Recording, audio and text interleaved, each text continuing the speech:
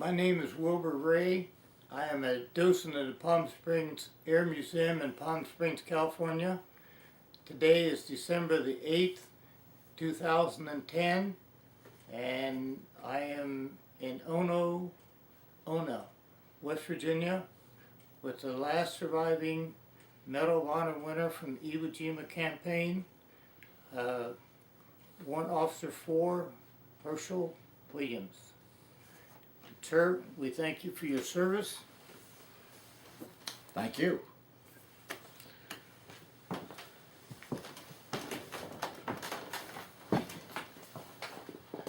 All right, it's all yours. Well, my name is Hershel Woodrow Williams. I go by the nickname of Woody, which came from the name of Woodrow. Had it before I went into the Marine Corps and have kept it since. All the time I was in the Marine Corps, I was a Willie. Nobody would call me Woody. They called me Willie. I want to welcome Wilbur to my home and this opportunity that we can maybe record some history. We were taught by our mother that we would never correct a senior person. But I would have to correct Wilbur to say that I am not a winner. I am a recipient of the Medal of Honor. I did not have any competition that I knew of on February the 23rd, 1945. And I did not go over there to win it. I had never even heard of it. So with that, we'll start with my childhood. I was born and raised in a little community called Quiet Dell, Q-U-I-E-T-D-E-L-L, West Virginia, which is near Fairmont, F-A-I-R-M-O-N-T, West Virginia. I grew up on a dairy farm. My father started the dairy farm when I was, about the time I was born in 1923.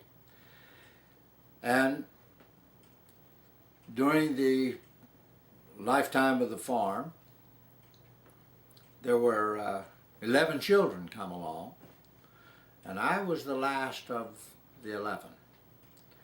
All of them didn't survive.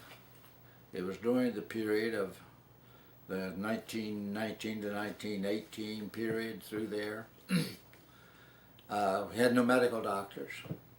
We had a lot of flu, lost children because of the flu problem that we had in the world at that time. So actually 5 of us survived. There were 4 boys and 1 girl that finally survived. So we grew up on the dairy farm of the old-fashioned way of milking cows. We had no automatic milkers. And we had a dairy delivery route. We delivered milk into the city of Fairmont every day, 7 days a week. And that went on until we reached our teenage years. My father died when I was about 9 years old. And we continued, my mother continued to run the dairy. And then the war came along. And because of so many people going into World War II, help on the farm was very difficult to obtain. Then 2 of my brothers, my brother next to me and then the next brother up, they were drafted. They went into the Army. I had always wanted to be a Marine. And I attribute that to during the Depression years in the 30s. I was born in 23, so we're talking about something in 12, 13, 14-year age bracket.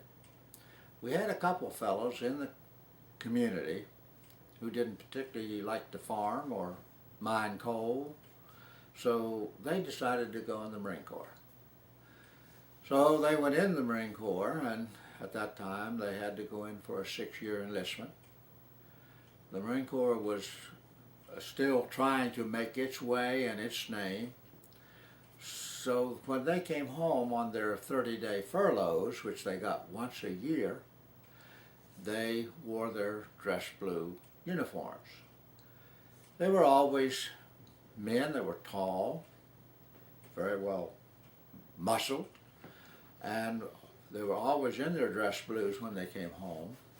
So we kids around the community, in this farm community, we would gather around them and they would tell us stories. Probably a lot of it wasn't true, but it was entertaining to us.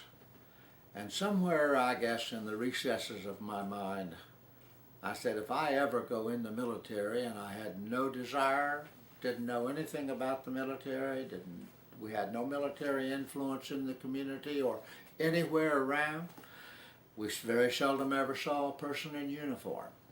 But I guess I decided if I was ever going to go in the military, I wanted to be like one of those Marines, because they were very well dressed always. They were very polite. There was always yes sir and no ma'am and that type of thing. But never dreaming that I would ever go. I guess that stuck with me. So then World War II came along. I was in the Civilian Conservation Corps on December 7, 1941, out in this little place called Whitehall, Montana, when Pearl Harbor was struck. I had never heard of Pearl Harbor. I'd never heard of the Japanese. I had absolutely no idea what was going on in the world except what we were told. They told us that there had been a bombing in Pearl Harbor, and that if we wanted to get out of the Civilian Conservation Corps and go into the military, we could request our discharge and go home. Those who wanted to go direct into the Army, they could go straight from the CCC camp into the Army. I elected to come home because I still had in my mind, I guess, that I wanted to be a Marine. I didn't want to be an Army man. So, knew nothing about the Navy. I'm not even sure at that point in my life I'd ever seen a Navy person. So, I came home. I was only 17 years old. I wanted my mother to sign my paper to let me go, and she said no. She needed me on the farm, then she thought the Marine Corps needed me. So I stayed until I was 18, and of course in those days when you became 18 for some reason you automatically became a man. So at 18 I went in to enter the Marine Corps. When I filled out my paper and handed it to the Marine, he really didn't look at the paper. He just looked up at me, and the place was full of individuals going in all branches of the service, and it was very chaotic. He just looked up at me and said, "Sorry, we can't take you." And naturally I was disappointed, so I said, "Why?" And he said, "You're too short." So that was the end of that. If they didn't want me, I'm going back home. I went back to the farm.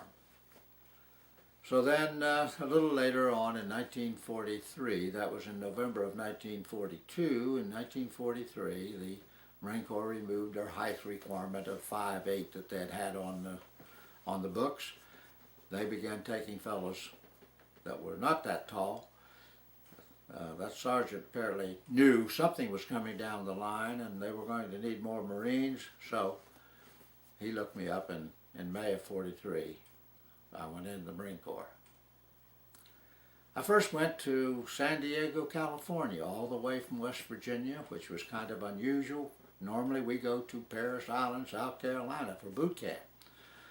But Parris Island at that time were getting so, at least we were told, were getting so many people into the Marine Corps they couldn't find drill instructors and they didn't have housing and that type thing, so they sent a whole troop train load of us out to San Diego for boot camp. Once I completed boot camp, I never got back home. They gave us a 10-day furlough or leave, but I couldn't get home and get back in 10 days. So I stayed with a Californian. One of the fellows in boot camp invited me to come home and spend the 10 days with he and his family, and I did that, and then went into training at a place called Jack's Farm, Jaqueus, Jack's Tank Farm, they called it. And we went in training there to learn how to deal with tanks and use them as part of the fighting force. And then later in '43, we shipped out, went to New Caledonia, where it was a processing center and a distribution point. And from there I was assigned to the 3rd Marine Division and ended up on Guadalcanal. I got there, I think, in December of '43 in Guadalcanal. And I was first, of course, I was always a rifleman because everybody's trained to be a rifleman in the Marine Corps. But they assigned me a Browning automatic rifle, a bar we called it. So that was my job when I first got there. We were actually headed for Bougainville. We were to go to Bougainville to fill in the ranks of those that had been lost at Bougainville. But before we could get sent up there, Bougainville was secured and they came back to Guadalcanal and we joined the division, the rest of the division there. Shortly after they got back, I was selected to be in a outfit called a special weapons kind of outfit that was demolition and flamethrower. We had not had the flamethrower, had not been trained in the flamethrower, and it was brand new. So I got selected to be a flamethrower demolition operator, and we began training for that. We did that until we got ready to go to Guam. We were to be the reserve forces for Saipan if they needed us. They didn't. So we sailed around the water for a period of time that eventually got refurbished with all that we'd used on the ship, and then we headed to Guam, and we hit Guam in July of 1944. So after Guam, we secured the island in August, and we stayed on Guam. We continued our training, but mostly kind of jungle type stuff. And then in early 1945, we were told that we were going to leave Guam and go on a campaign. They did not tell us where we were going or anything about what we were to do.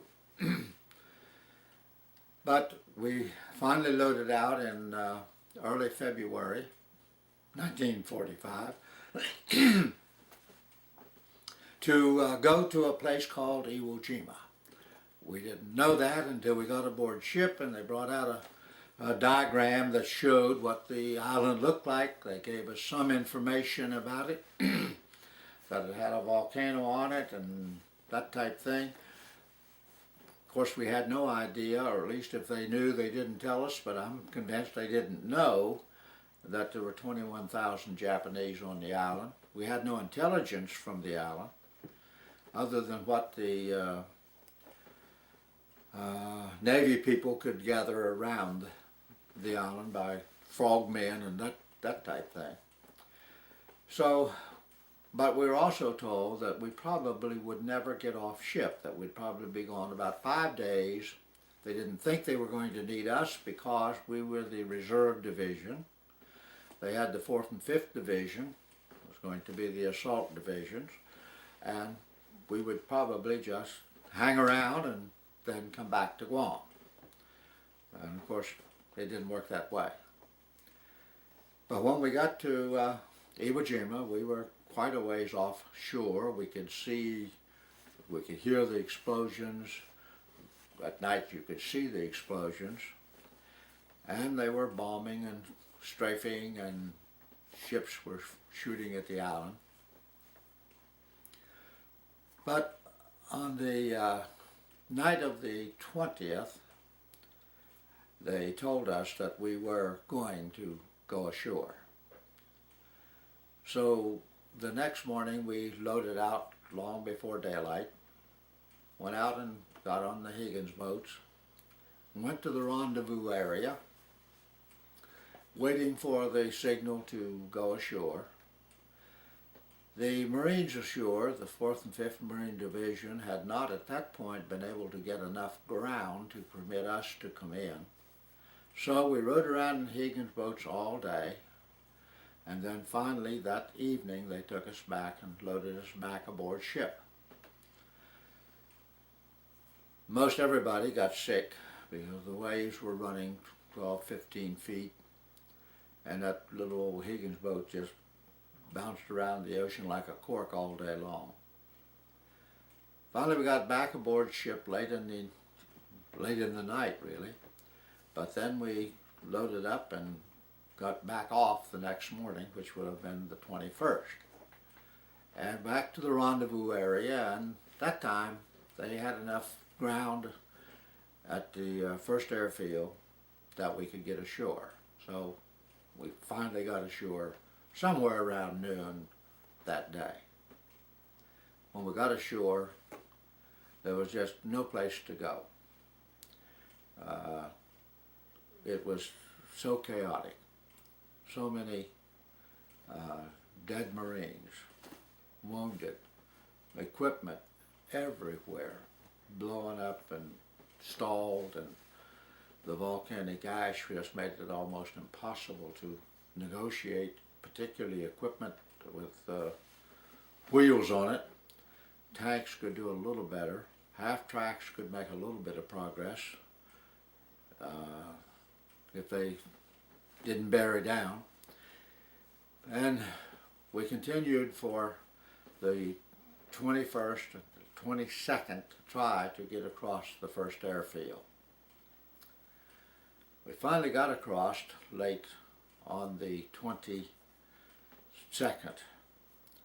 On the 23rd of February, which is a day in history, because that was the day that the flag was raised on Mount Suribachi, the first time that an American flag had really flown on Japanese territory. So on that day, we had crossed the airfield finally, and we were trying to take a hill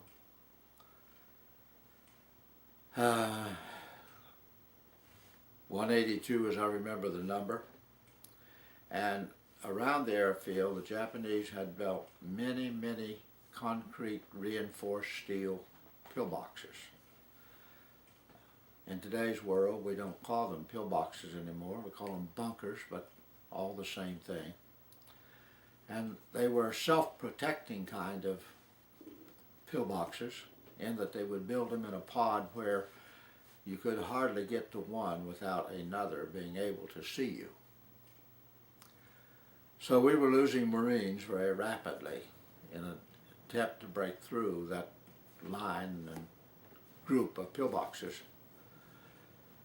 When we hit the beach, I had 6 Marines that I was responsible for. I had a flamethrower operator and a demolition operator or specialist with each company of A, B, and C companies. And I assigned them to the company so that they would be available to the company commander anytime he needed them to burn out a cave or blow it up or whatever. By the 23rd, I had lost those 6 individuals, those 6 Marines, either through wounds or kills. I knew not which, but I'm the last of the group. There are no other flamethrower operators or demolition people in the 1st Battalion. So the company commander, his name was Donald Beck, Captain Donald Beck, he called for a meeting of the NCOs. And at that time I was a corporal. We had lost most of our officers. So we had NCOs acting as platoon leaders and corporals acting as squad leaders and whatever we could work out.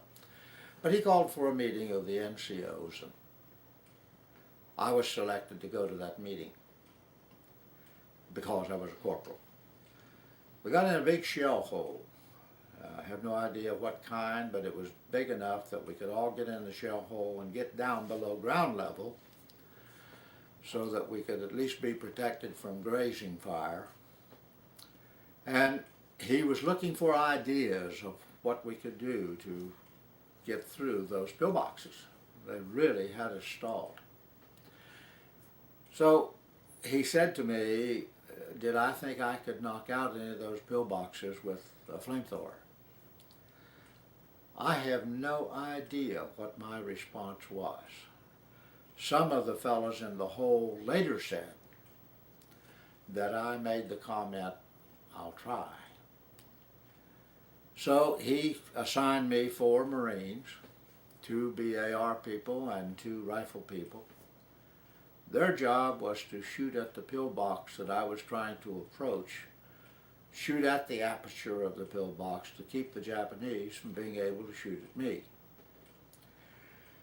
And one of the fellows who has the name of Darrell Lee, D-A-R-O-L. Darrell Lee was one of those fellows, lives in Winona, Minnesota, still living today. And he was a barman. He was one of the bar people that was shooting at the pillboxes. And up until 5 years ago, I didn't know that he was one of those men giving me protection. I visited him this summer because I wanted to thank him for what he did on February the 23rd, 1945. And, but during the course of that day, I was able, and I can't explain how I did it. I don't know how I did it. I don't know where I got the energy. I don't know why I didn't survive. I mean, why I didn't suffer wounds or whatever. I can't explain those things, except that there is a divine intervention here that kept that from happening. But I was able to knock out 7 of those pillboxes. I used 6 flamethrowers, and once you use a flamethrower, it's useless. Once it's empty of fuel, you might as well toss it, and that's what we would do. We would just unhook it, roll out of it, go get another flamethrower. I had to go back to headquarters company each time to get a flamethrower because they didn't bring any, nobody said, hey, just wait out there, I'll bring you one. They didn't do that. I had to go back and get it myself. I used 6 flamethrowers, knocked out 7 pillboxes. We opened a vent, a way, not a vent, but a hole by having those pillboxes out of the way to where we could break through. Once we broke through, then we had the advantage instead of them. They didn't have that field of fire that they had had up until then. On one of the occasions, one of the pillboxes that I was trying to reach, most of it was done crawling on your belly because you didn't dare stand up and run. But one of them, I was having difficulty getting to it. On one occasion as I was advancing, they were using a Nambu, which is about like our .30 caliber machine gun. They were firing at me, and I'm crawling up a ditch. And suddenly I feel bullets ricocheting off of my tanks of my flamethrower. And I continued to crawl until I got to a point where they couldn't get their machine gun low enough that they could continue hitting me, and I got them. On another, I was having difficulty getting to the pillbox, and I noticed that on top of the pillbox there was smoke coming out of the top of the pillbox. Most of them were covered with a lot of sand, They would do that so that bombs, mortars, artillery, when it hit the top of the pillbox, it would blow a lot of sand up, but the sand protected it from being able to penetrate to the pillbox. So I noticed, though, that that little curl of smoke was coming up out of there, and I figured there's got to be a hole up there. Their ammunition was not as smokeless as ours. It gave off more smoke than ours. So I crawled up on the back side of the pillbox, which was the blank side because they didn't have an opening on that side, and crawled up the back side of it, and when I got up on top, I found a vent pipe. They cooked in those things. They lived in those things. So the smoke from their weapons as they were firing was curling. That's what I apparently had seen curling out of that pipe. So I used my flamethrower to eliminate those inside. One of the others that I approached, I got reasonably close, and I'm not sure whether they ran out of ammunition or whether they just thought they could overwhelm me. I'm not sure what the thought was at that point, but I was close enough that when they came running out of the pillbox, charging toward me with bayonets on their rifles, I was able to eliminate them with a burst of my flame, so they didn't get to me. I have no idea how I survived that day, and much of it is like a dream. Much of it I don't even remember. There were my company commander, Captain Beck, 4 other Marines who, after the campaign was over, were willing to sign a document testifying as to what happened that day. So my citation for the award of the Medal of Honor are the words of my captain and those 4 Marines. They never did. Nobody ever came to me and asked me what I did. They gathered the information from other people. So there are no words of mine in my citation. They are the words of other Marines, and that makes me very proud that Marines would be willing to testify to something that happened, and then, as a result, resulted in my receiving the highest medal that our nation can give for combat. So I'm very proud of those statements and of those Marines. Following that day, we continued to advance on to the far end of the island. The campaign totally lasted 36 days. I lasted 34 of those 36 days. Very few Marines were able to stay the whole length because we had about 22,000 Marines wounded on Iwo Jima, and we had 8,120 killed. It was a terrible price to pay. And I've been asked over the years, as I would appear before groups, high school, colleges, veterans groups, why was it necessary? Why did we have to suffer that type of loss in order to get that little island that was only 2.5 miles wide and 5 miles long? My answer has always been, I don't know the answer to that. But if you were to talk to one of those airmen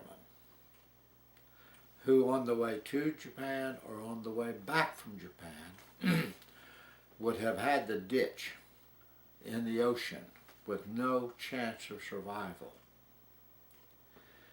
and as a result of Iwo Jima was able to have his plane set down on Iwo, and 2,500 B-29s landed on that little island between February and August. history says 25,000 airmen's lives were saved as a result of having that little island. So they could give you the answer of why it was necessary to take that island. I don't know the answer, but I believe they do, because they're living as a result of it. I had never heard of the Medal of Honor. Didn't know such a thing existed. After we left Iwo, came back to Guam, we came back to the same tents that we left when we went. The training changed at that point. We had always trained for jungle type warfare. While we were gone, the engineering people had built some false front buildings and made what was supposed to be a street. Had some door frames or door openings into the false front, and they had windows on the side, and they were just propped up with 2x4s, but they were to represent a house. And at that point we began training for street fighting rather than jungle fighting. So we knew we were going to some city. Otherwise we wouldn't be doing that kind of training. Naturally, the scuttlebutt was, and all the Marines were saying, we're going to Tokyo. That's all we knew. I didn't know there was anything else but Tokyo, because Tokyo Rose was always in Tokyo. And she was the girl that was telling us everything about us. So that was the scuttlebutt. And I learned later, many years later, that we were scheduled to go out in November, that all 6 Marine divisions would go to Kyushu. But the bomb dropping in August, I have said many, many times, I believe saved my life. Odds eventually run out. And I never would let myself think that I was not coming home. I would not let that go through my mind.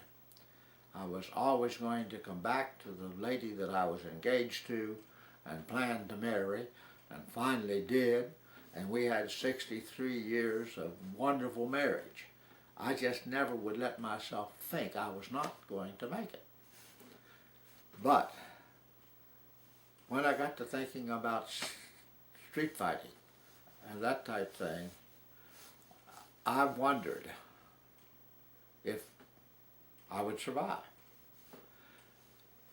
I learned later that my chances probably would have been a lot less than they were even on Iwo Jima, because the Japanese were arming all their people, kids, women, everybody else, with some sort of a weapon. And it would have been a terrible, terrible thing to have to go into a city knowing that you were going to have to fight a kind of a conflict that you never dreamed would ever happen. But fortunately the big bomb dropped, and as I said, I believe my life was saved as a result of it. In September, after the bomb dropped, I was notified that I was coming back to Washington to receive a medal. I still had no idea what that consisted of. I was notified that I was to report to General Erskine's office, the division commander. While the division commander to a corporal Marine is like, almost like God. But they picked me up in a Jeep and took me up to his headquarters. Just me and the driver. When I got there, a colonel met me, gave me some briefing as to what my conduct should be once I go into the office of the general. Scared absolutely to death. I was completely out of my realm. I had no business being there. But I went in and he told me that I was going to come back to Washington and I was going to be awarded a medal. If he said Medal of Honor, I don't remember. If he did, I probably forgot it. I was too scared anyway. But he gave me an envelope, big one of those great big yellow manila envelopes, and said, these are your orders. On the back of that envelope was a piece of wax, the only one I've ever seen in my life. And in that piece of wax was the letter E. That stood for Erskine. Came out of his office, the colonel told me, if you break that seal, that's a court-martial offense. Don't break that seal. All right?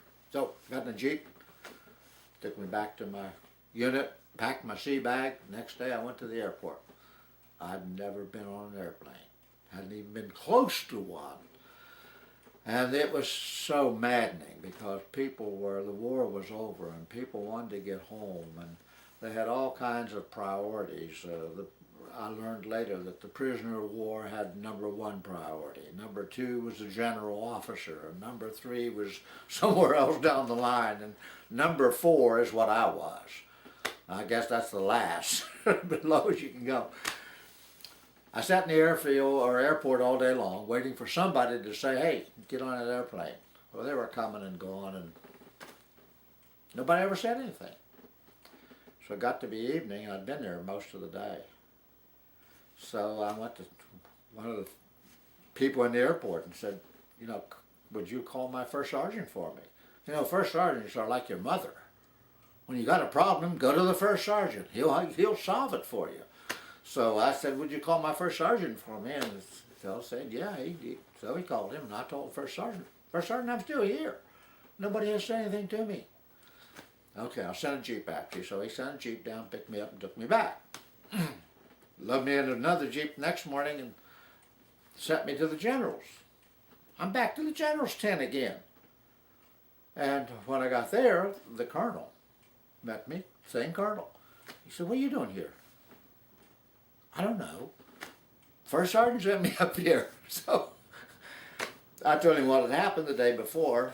He says, we'll get you out today. So he took me, he and the driver took me to the airport. And of course he had enough authority to get this guy on a plane, and he did. Got me on a plane, and I flew to Johnson Island. They stopped there and refueled, and they gave us a bite to eat, and then we flew to Hawaii. When I got to Hawaii, had no idea where I was. Got off the airplane, and they picked me up in a vehicle and took me to Marine Corps headquarters. And I went in, turned in my yellow envelope. Well, they had the authority to open it. So they opened it and said, well, we'll get you a new set of orders. So my orders only apparently took me to there. I never did see them. But we'll get you a new set of orders. In the meantime, we're going to take you out here to the Navy base. As soon as we can get you a seat on an airplane, we'll ship you out. You know. They lost me for 7 days. I was out there a bunch of all those swabbies. I'm about the only Marine on the base. I don't have a thing in the world to do. Don't know where to go. Don't have any money. So finally, on the 7th day, something's got to happen. I have reached that point where they can either shoot me or do something with me because I've had it. 6-by came by and I stopped the guy. In fact, I stood right out in front of him. He had to run over me or stop. And I said, "You going downtown?" He said, "Yes." And I said, "Can you take me to the Marine Corps headquarters?" And he said, "Yes." But he said, "You're up right in the back. I can't have a passenger up front." So I'm the only guy in that 6-by, and we ride downtown, and he takes me to the office, and I walk in there. Same little PFC that greeted me the first time I was there 7 days ago. He's still at his desk typing away. And I walk in there, and I said, "I'd like to see the first sergeant." He looked up at me and jumped up and ran back through the building to the first sergeant's office, and the first sergeant then came out. As soon as he walked out to where I was, where he could see me, he said, "What in the H are you doing here?" And I said, "Well, First Sergeant, that's what I'd like to know. I don't know." "Well, you're supposed to be on your way to Washington." Nobody told me. Well, he went ballistic. It was his problem because he did not do the orders that he was supposed to do. So they taught me up a bunch of orders real quick, and finally about 2 o'clock the next morning, we were at the airport waiting for an airplane to come in that had an empty seat on it. About 2 o'clock the next morning, he came in where I was in a room waiting. He says, "Come on, I got you a seat." So all I had was a little ditty bag. I had no idea where my sea bag was. I hadn't seen it yet. I had no idea. So we go out to the airplane. The airplane's all lit up. All the lights are on it. Had the little steps going up to it. I walked up those steps and I saw a sight there that has tormented me ever since. I stepped in that airplane and looked back through that group of people. They really looked like skeletons. They were prisoners of war that aircraft had picked up in Japan, headed to the States. I learned later the only reason I got a seat on the airplane was because one of the prisoners of war scheduled to take that seat died before they could get him on the plane.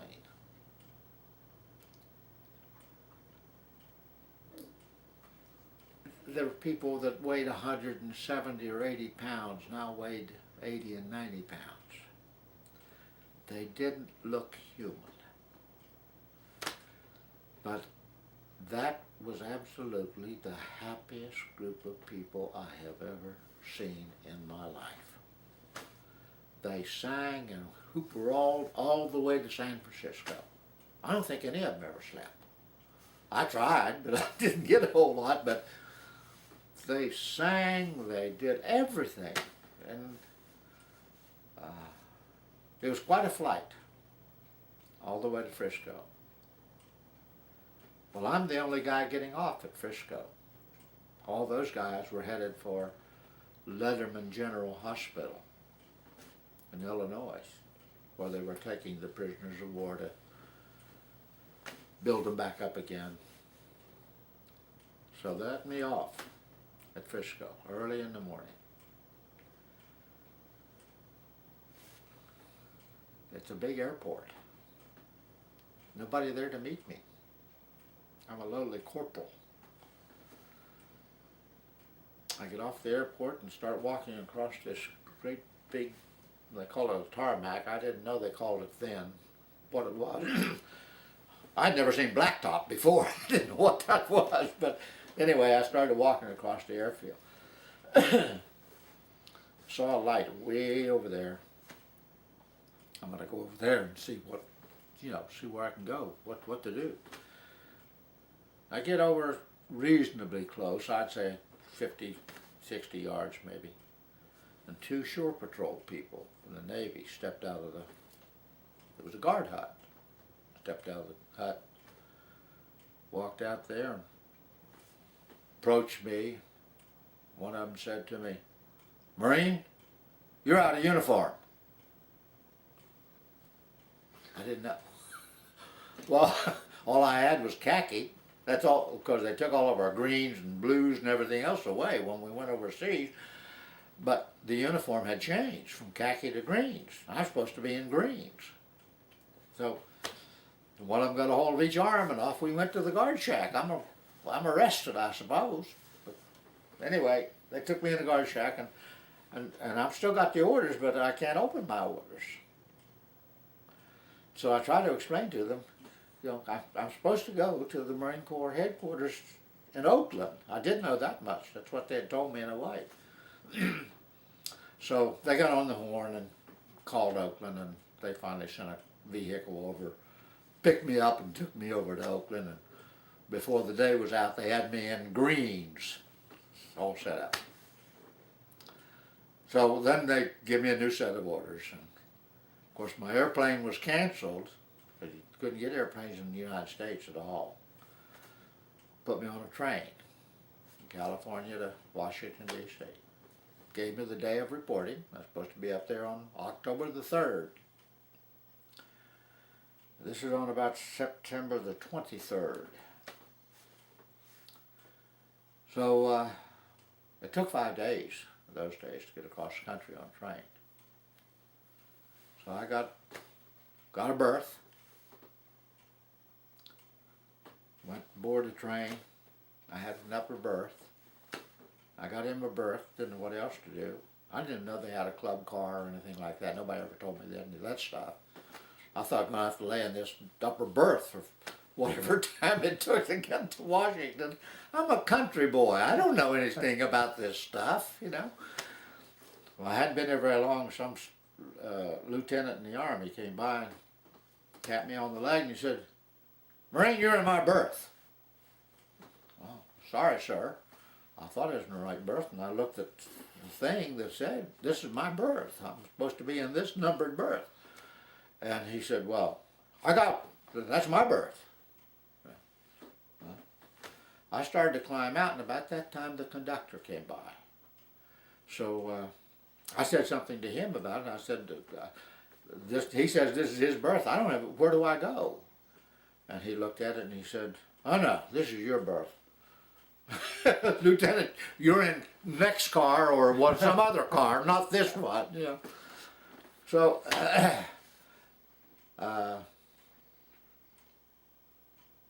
got to Chicago. You have to change trains in Chicago because the east and west train does not meet. They're blocks apart, or 2 blocks, I think it is. But you come in on one station, then you go over, walk over, or take a cab, or any way you can get there. But then you get to another station, and it goes to Washington. But the trains don't connect. So I got there, and they told me that I had to go to the next station. So I went over to the next station, got on the train, headed out to Chicago. So hadn't been on the train very long. Here came a guy walking through. Oh, I did find the club car. I was looking for a cup of coffee, a coffee drinker. And they told me, "Well, go to the club car." No, go that way to the club car. So I just kept walking. Finally, I came to the club car. I didn't know what a club car was. But when I walked in it had tables and, you know, that sort of thing. So I sat down and got me a cup of coffee. And I'm sitting there drinking a cup of coffee. This guy walks in the other end of the car, and he is dressed like a Southern general. He's got white beard, real trimmed up neat, big Southern, kind of a cowboy hat, although it's not a cowboy hat, it's a Southern cover, we call them. He's got boots on, black boots on. He's got riding breeches type things on. Coat tail hanging behind him like, you know, like the generals used to wear. He's got medals on him. Cords around his shoulder, all that stuff. Handsome looking guy, really. I mean, he really looked like one of those Southern generals. So he walked up and greeted me and asked if he might sit down. He sat down. Then began to ask me where have I been, where am I going, that type thing. So now we're up to the morning of the 29th of September. And I tell him where I'm going. I'm supposed to be in Washington by the 3rd, but I've got this period of between, you know, now and the 3rd. I'd like to get home. I haven't been home for over 2 years. And of course she was asking me where I live and that type thing. And he said, "Just wait here a minute, I'll be back in a little while." So he left. And in a while he came back with the conductor. And not the same conductor, this is a new train, you know. So the conductor came up, and he had already told him a little bit why I was going to Washington. And here again, I don't know what a Medal of Honor is. I've never seen one. But I did have that much information at this point in time. Anyway, that's what I was going to get. And so he told the conductor that. And so the conductor and he sat down, and we talked a little while, and he said, the conductor said, "We don't make a stop at Connersville, Pennsylvania. That's not a stop." He said, "If we slowed this thing down to 3 miles an hour, do you think you could jump off of it?" "You betcha." So he said, "Okay." So we got to Connersville, Pennsylvania. He slowed her down, and I'm standing out on the stoop, you know, car steps. Got down, and he said, "Okay." I just jumped off. Now I'm in Connersville, Pennsylvania, middle of the morning. Have no idea where to go, what to do. The cities at that time had auxiliary police people that did a lot of patrolling of the city. They didn't carry a weapon, but they just would patrol the city. And they called them auxiliary police. And I'm walking, I don't even know where I'm going, I'm just walking, hoping I can find somebody to ask the question of where can I go to get something to eat, a cup of coffee, or stay, or do whatever. And I see this auxiliary policeman walking up the other side of the street. So I go over to him and ask him, "Sir, do you know where I might get a cup of coffee or find some place to stay?" And he said, "Well, yeah, come with me, I'll take you to the USO." So we turned around, went back, and walked about a block or a couple blocks, and there was the USO. It was open 24/7, all the time. So I went in there, got a cup of coffee and something to eat. The ladies there treated me very royally. One of them came back to the table where I was drinking my coffee and said, asked me where I was going and that type thing. I told her, and she said, "Well, we don't have any bus between here and Morgantown. But if you get to Morgantown, they do have bus service between Morgantown and Fairmont."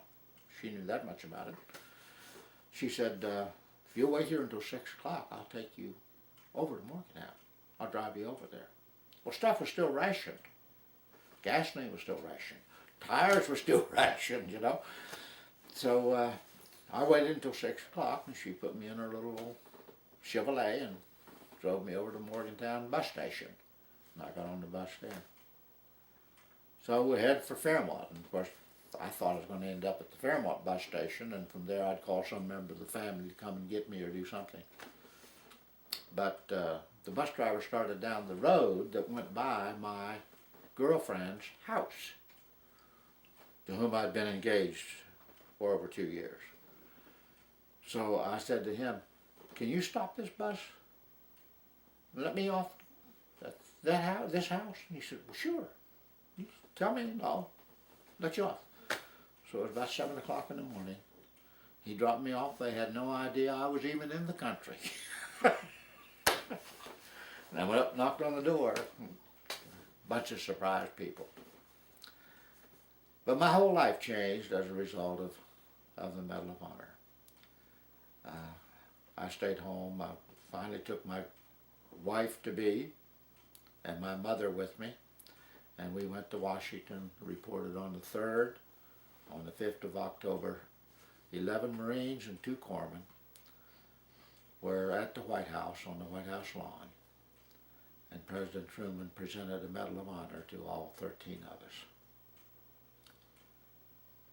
And life really changed from that point forward. I was so frightened. Everything is done alphabetically. There was one fellow behind me out of the Marines. The name was Zimmer. So I was next to last, and he was last. By the time they got to me, being the country boy and never having been involved in anything to this magnitude, when I got up to walk up to President Truman for him to pin this ribbon around my neck, my body was shaking. The adrenaline was running so fast, I guess, and I didn't even know what adrenaline was in those days. My body was shaking. I could not control it. It's just, I don't know whether you've ever been scared so bad that your body shook uncontrollably. Mine was. And much of what he said I have no conception of. I do remember that he put his left hand on my right shoulder, and I think it was to keep me from jumping out of my shoes, but that's my opinion. But he did that after he put the medal around my neck. And he did say to me, I'd rather have this medal than to be president. I wasn't the only one he said that to.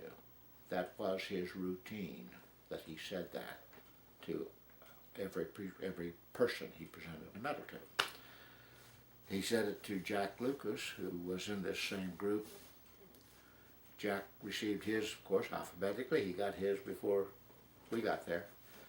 But Jack was the type of guy, had not reached his 18th birthday yet. He was still 17 years old. He'd gone into the Marine Corps when he was 14. He had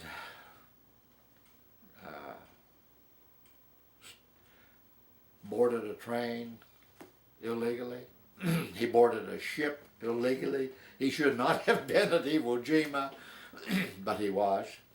And threw his buddy on a hand grenade to save some of his fellow Marines, and as a result of that was awarded the Medal of Honor.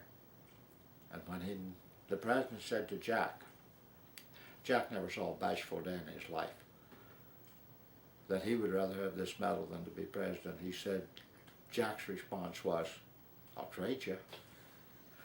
Now, I was so scared I couldn't even think of a response, but Jack could.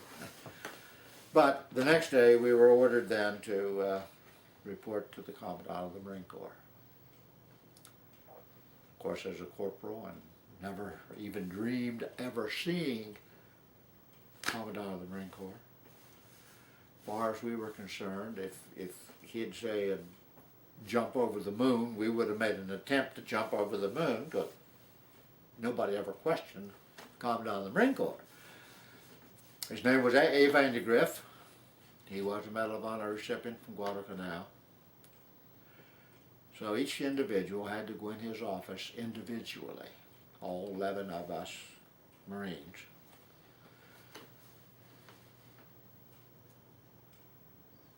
I don't know whether I was more frightened to go before him than I was the president. I don't know. I don't know how to make a comparison of that. My body wasn't shaking when I went to see him as it was when I was standing before the president. Maybe I'd become a little more immune to the stuff that's going on. But I walked in there with my cover under my arm.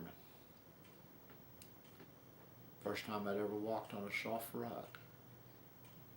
Didn't know they made them. We were told before we went in there by the sergeant who was keeping us in control, don't look him in the eye. You can remember inspections when the inspecting officer would come and inspect you, but you never looked him in the eye. That's where that came from, I assume. Because he said, don't look him in the eye. Well, I did. I just bulkhead stare over his head, I heard a voice. I had no idea what he said, so I didn't do anything. Then I heard another voice. At that time I heard at ease. So I went to ease. Up to that point I was standing at attention. I went to ease. And then he began saying something. And here again, I don't remember what because I was so frightened. But he got pretty close apparently to where he was going to end whatever his instructions were, or whatever his commendation was, or whatever he was trying to say to us. Then he made a statement that did register. He said, "That medal does not belong to you.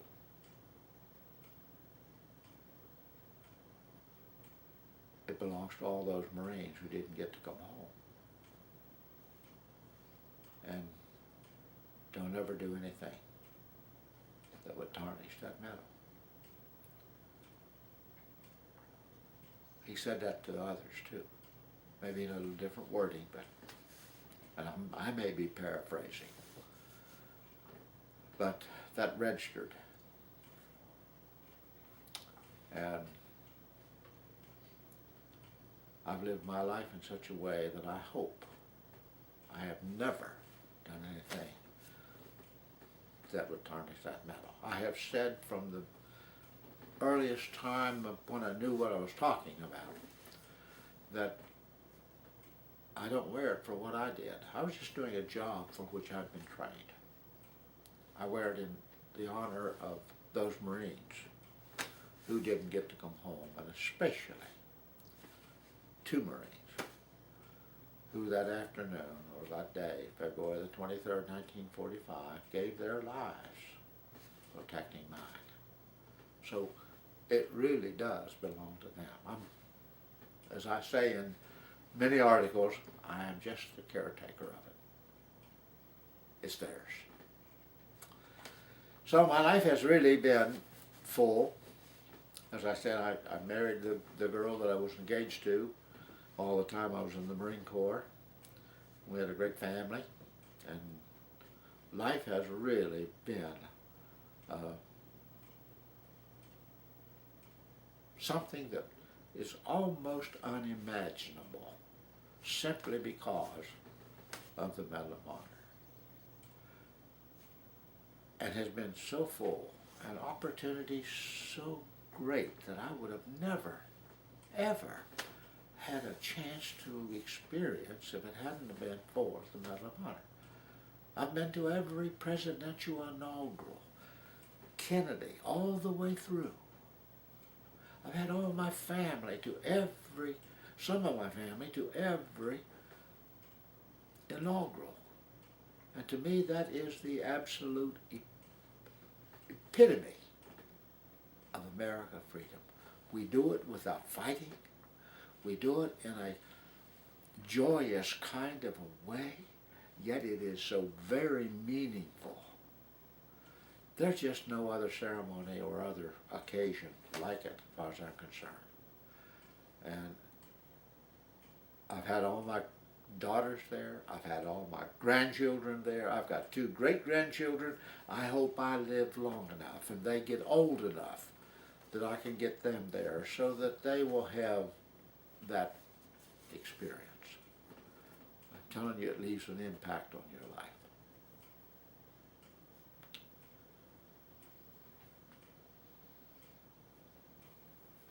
I am going to close out now by saying that if I had my life to live over, I cannot think of a thing that I would absolutely change. I worked 33 years for the Veterans Administration, serving my fellow veteran, his widow, his children, his parents, and it was never did call it a job. It was a position that gave me a thrill almost every day of my life because I got to do something for somebody that maybe they couldn't do for themselves. And I'd come home every day with a new experience and having served somebody that made you feel very, very good about being where you were and being able to do what's good and still get paid for it. It was a wonderful experience. I wouldn't trade it.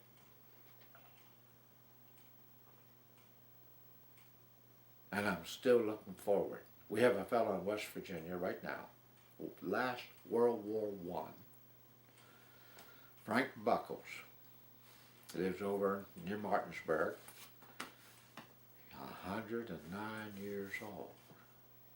And I'm going to tell him to get out of the way, because I'm going to beat him.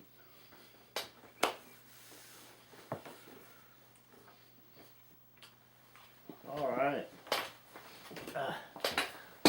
Sir, I know you've heard it 1,000 times before, but the Marine Corps is proud of you, and so is your nation. Thank you very much. Thank you. I'm very proud to be a Marine. Thanks. Can